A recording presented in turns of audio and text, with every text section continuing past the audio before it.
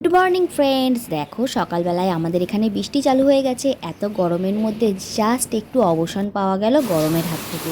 আমি জামা কাপড় বাইরে মেলতে পারিনি, সমস্ত জামা কাপড় ঘরে মেলে দিয়েছি। এখন বাজে ঘড়িতে কিন্তু 9:30, আর বাবাই এখনও ঘুমো দিচ্ছে।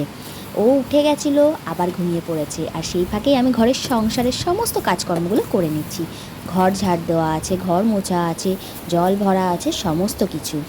আর এই দেখো, এরই ফাঁকে সমস্ত ঘর আমার ঝাড় দেওয়া হয়ে গেছে। এখন নোংরাটা আমি এই বেলচার মাধ্যমে তুলে নেব, কারণ নোংরা তো এখানে যেখানে সেখানে ফেলা যায় না, যে দেশে যেমন চলে।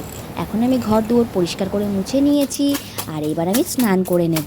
স্নান করে নিয়ে পুজো দেব, তারপরে খাওয়া দাওয়া করব। এখনও আমি খাইনি। আর আজকের মেনুতে আছে দেখো, পেঁপে সিদ্ধ, ডিম সিদ্ধ আর তরকারি রান্না করেছিলাম। আজকে মাছের ঝোল অবশ্যই হয়েছে, পেঁপে দিয়ে, আলু দিয়ে, মাছ দিয়ে, পুষ্টিকর খাবার। ভেবেছিলাম খুব গরম থাকবে, এই কারণেই এই খাবার। টাটা।